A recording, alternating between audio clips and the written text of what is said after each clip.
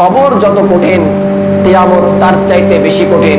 কিয়ামত যত কঠিন, জাহান্নাম তার চাইতে আরো বেশি কঠিন।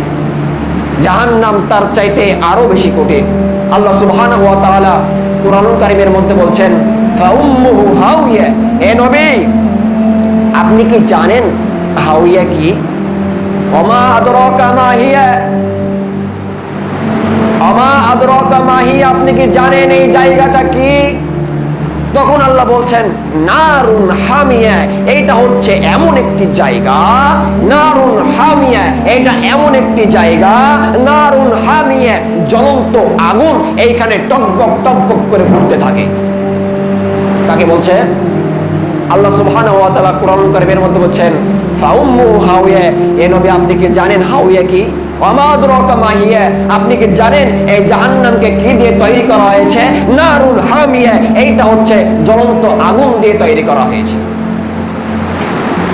সম্মানিত প্রিয় উপস্থিতি, জাহান্নাম এমন একটি জায়গা যেটা কবরের চাইতেও, কিয়ামতের চাইতেও ভয়াবহ জায়গা। কিয়ামতের চাইতেও ভয়াবহ জায়গা। আল্লাহ সুবহানাহু ওয়া তাআলা কুরআনুল কারীমের মধ্যে বলছেন, জাহান্নাম কয়টি বলেন তো? কয়টি? কয়টি? 60টি। 8টা নয়। জাহান্নাম কয়টি?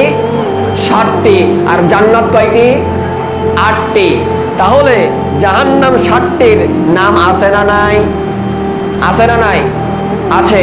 60টি জাহান্নামের মধ্যে একটা জাহান্নামের নাম, যে জাহান্নামের নাম হচ্ছে সাকর নামক জাহান্নাম। কি? সাকর নামক জাহান্নাম।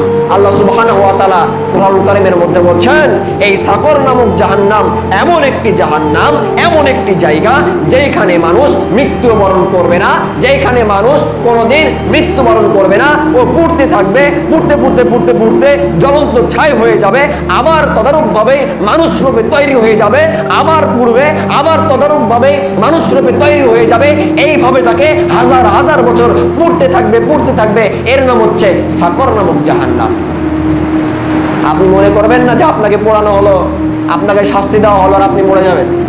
এটা দুনিয়ার জীবন নয়।